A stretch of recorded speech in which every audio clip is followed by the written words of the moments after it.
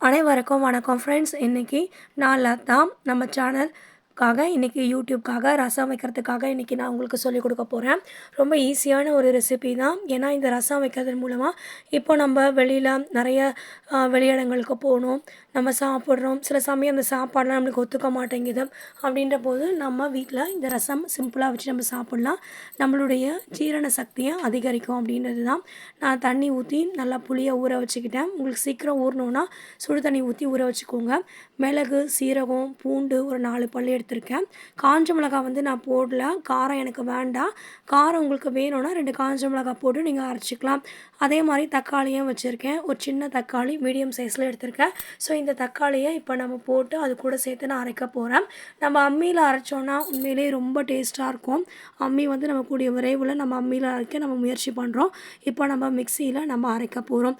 So இப்போ இந்த தக்காளியை நான் நல்லா கட் பண்ணிக்கிறேன். பொடியாக கட் பண்ணி மிக்சியிலேயே போட்டுருங்க. போட்டுட்டு மிளகு, சீரகம், இந்த பூண்டு அது கூட தக்காளியை நல்லா கழுவிட்டு நீங்கள் போட்டு அரைச்சிட்டிங்கன்னா உங்களுக்கு ரசத்துக்கு ஒரு பாதி வேலை உங்களுக்கு ரெடி ஆகிடும் ஃப்ரெண்ட்ஸ். இப்போது நீங்கள் இந்த ரசத்தை நல்லா அரைச்சி மிக்சியில் கொண்டு வந்து இப்போ நீங்கள் இந்த நம்ம ஏற்கனவே புளி ஊற வச்சுருக்கோம் இல்லையா, அந்த புளியில் தண்ணியில் நீங்கள் விட்டுருங்க. ஸோ இப்போ இந்த மிக்சியில் நான் அரைச்சிட்டு வந்தது வந்து கொஞ்சம் வந்து ஒன்றும் பாதியமாக இருந்தால் கூட பரவாயில்ல, ரொம்ப மையாக அரைக்கணும்னு அவசியம் இல்லை. கொஞ்சம் வந்து அந்த பல்ஸில் வச்சு நம்ம தட்டி எடுத்தாலே போதும், நல்லா வாசனையாக இருக்கும். அந்த மிக்சியில் இருக்கிறதெல்லாம் நல்லா கழுவி விட்டுடுங்க. ரசம் நல்லா டேஸ்ட்டாக இருக்கும். உண்மையிலேயே ரொம்ப சூப்பராக இருக்கும்.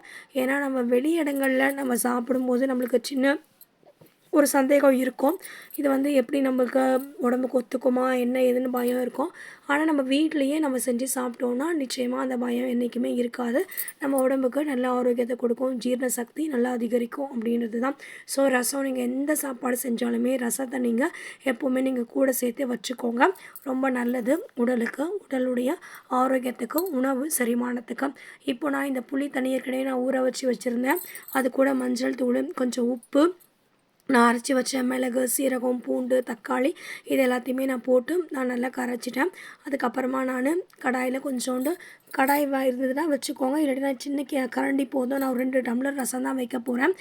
அது கூட கொஞ்சோண்டு சீரகம் போட்டு, அது கூட கொஞ்சம் கடுகு போட்டு, காஞ்ச மிளகாவை கிள்ளி போட்டு நல்லா அது பொரி வந்த உடனே பொரியிற சத்தம் கேட்கும். நல்லா சத்தம் வந்த உடனே எடுத்து நீங்கள் இந்த கரைச்சி ரெடி பண்ணி வச்சுருக்கீங்க இல்லையா, இந்த ரசத்தில் தூக்கி நீங்கள் அதை கொட்டிடுங்க. கடைசியில் மறக்காத நீங்கள் பெருங்காயத்தூளை போடுங்க.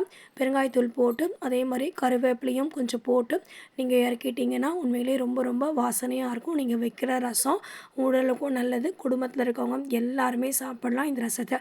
நான் இது வந்து ஒரு வேலைக்கு வர மாதிரி தான் வச்சுருக்கேன். நிறைய நான் வைக்கல. ஏன்னா வந்து நான் வேணும்னா நான் அப்பப்போ நான் வச்சு செஞ்சுப்பேன் ஃப்ரெண்ட்ஸ். ஸோ இப்போ நீங்கள் ரசம் இப்படி நீங்கள் வச்சிங்கன்னா ஒரு 2 நாள் இல்லை 3 நாள் வரைக்கும் கூட ரசம் ரொம்ப நல்லாயிருக்கும்.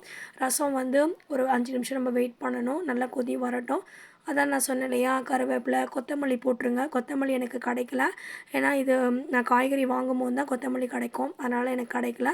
நான் கொஞ்சம் மஞ்சள் தூள், பெருங்காயத்தூளை போட்டு அதுக்கப்புறமா நான் இப்போது இறக்க போகிறேன் ஃப்ரெண்ட்ஸ். பார்க்குறதுக்கே நல்லா கமகமான வாசனை வருது, சூப்பராக இருக்குது. உண்மையிலே நீங்களும் ரசம் வந்து கொதி வருது, ரசம் கொதிக்க விடக்கூடாது. கொதி வரும்போதே நம்ம இறக்கிடணும் ஃப்ரெண்ட்ஸ். ஸோ ரொம்ப வாசனையாக இருந்துச்சு, ரொம்ப நல்லா இருக்குது சாப்பிட்றதுக்கும். நீங்களும் உங்கள் வீட்டில் வச்சு பாருங்கள். தேங்க்யூ, பாய்.